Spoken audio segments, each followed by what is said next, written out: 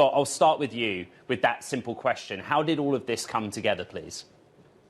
Yes, absolutely. And so I think we all, found the news around this, found out about the news around the same time on Friday afternoon.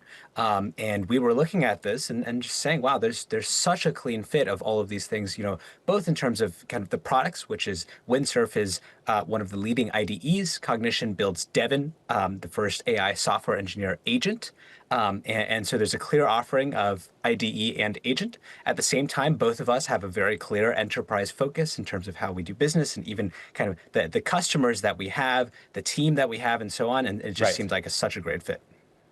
Jeff, what I was hearing over the weekend is that some of the investors on both sides might have played a role in sort of brokering that this was a good idea. Is there some truth to that?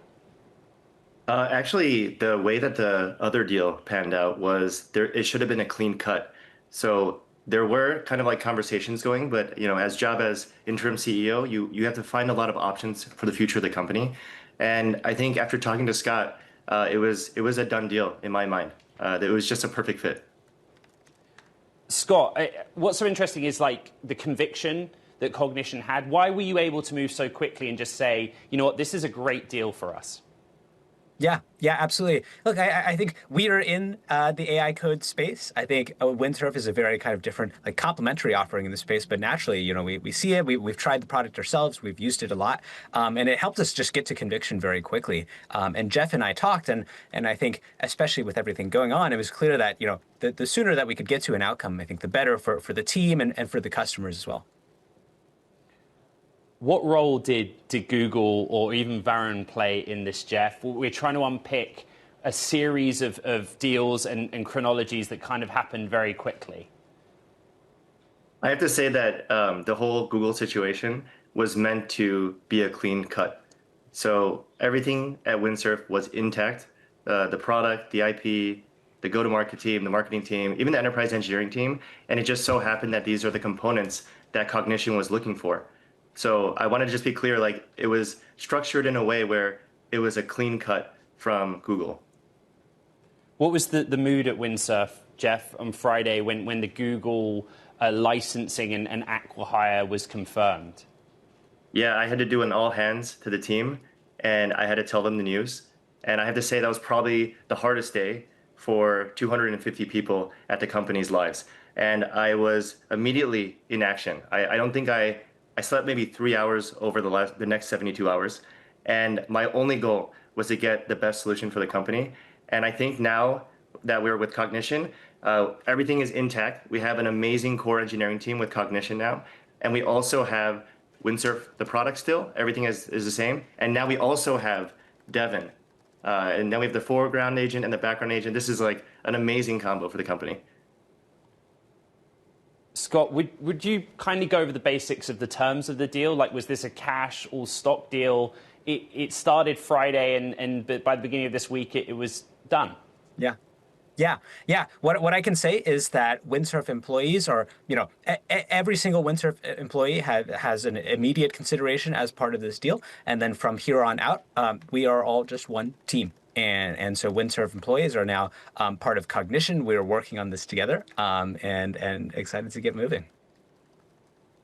When I first learned about Windsurf, it was in the form of Codium. And Jeff, this question to you and Varun.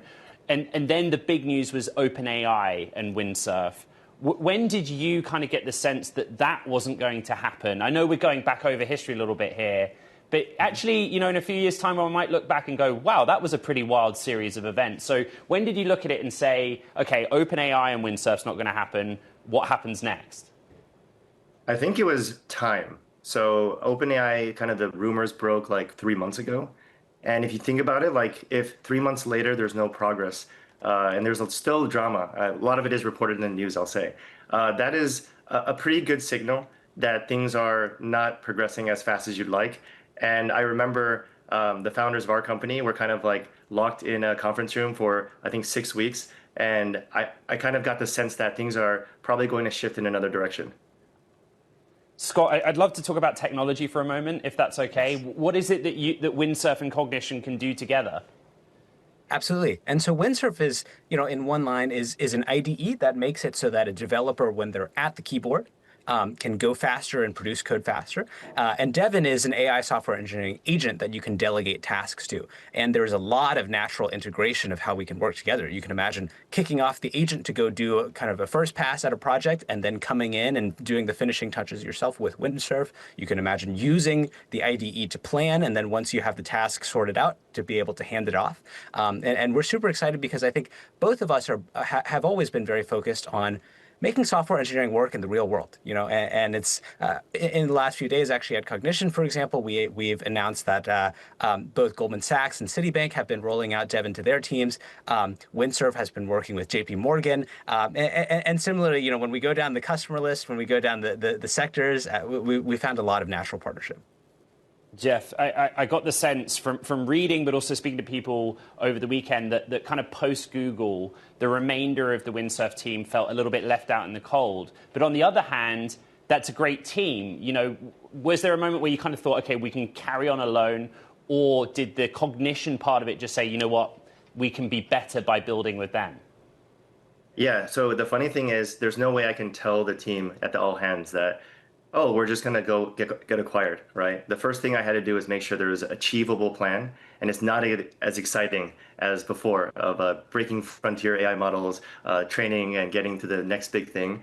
It was kind of picking the safe route and making sure everybody could believe in a route that we can do. And on the side, obviously, it was, what is the best company that we can work with, and how can I get in touch with them? But I had to keep all the options open there, and Cognition obviously was the best fit for us. Scott, I think I'm right in saying you've kind of said on social media that this is a real acquisition, but I would be grateful very quickly from each of you, your reflection on what's happened with all of these Aqua hires and what you think the net result of it is.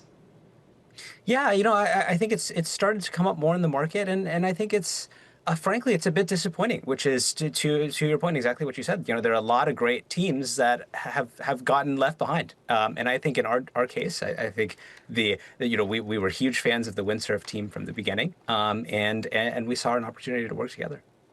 And Jeff, we just have 20 seconds, but your thoughts? I think me and Scott might have just invented a new model for what's going on in the market right now. If there's Aqua hires going on, there's a lot of valuable pieces left. And I don't want to say pieces, but like even what was left at Windsurf was incredible. And the other important thing to note is all of the investors and founder shares were wiped off the cap table. It was an entirely employee-owned company. So a lot of people were very happy yesterday, I think is the summary I'll say. But this might be the new model going forward.